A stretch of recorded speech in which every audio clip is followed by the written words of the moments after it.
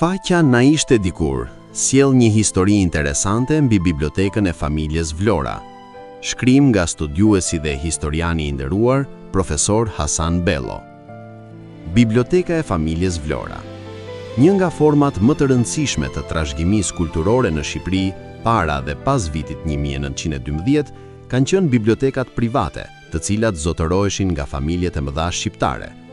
Ndër më të pasurat dhe më të njohurat ishte Biblioteka e familjes Vlora, e themeluar që në shekullin 17.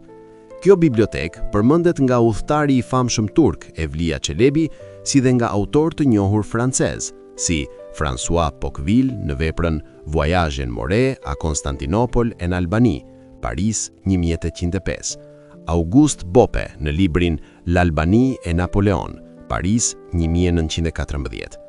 Për shkak të rrethanave historike, biblioteka është shkatërruar disa herë gjatë shekujve. Në koleksionin e saj ruheshin libra dhe dorëshkrime në shumë gjuhë: osmanisht, arabisht, persisht, greqisht, latinisht, italisht dhe frëngjisht, çka e bënte atë një thesar të rrallë kulturor. Duke filluar nga viti 1875, biblioteka u rithemelua nga Syria Bey Vlora, vllai i Ferit Pasha Vlorës, dhe më pas nga i biri i tij, Eqrem Bey Vlora, të cilët i dhanë asaj një zhvillim të jashtëzakonshëm. Në vitin 1914, biblioteka numëronte 14.600 libra, 2.000 dorëshkrime, por për shkak të trazirave politike të kohës, një pjesë e koleksionit u dëmtua. Në vitin 1938, fondi i bibliotekës përmbante ende 8.700 libra dhe dorëshkrime në osmanisht, arabisht, persisht, gjermanisht, frëngjisht, italisht, greqisht dhe shqip.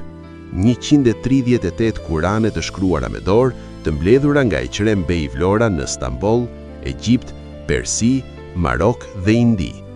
Pjesë e bibliotekës ishte edhe një koleksion i jashtëzakonshëm armësh, objekte arkeologjike dhe suvenire nga kultura të ndryshme, të mbledhura me pasion nga Syria dhe Eqrem Bey Vlora.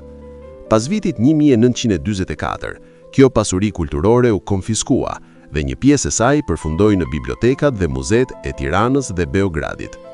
Për më shumë video të tilla, abononi në kanalin ton Na ishte dikur.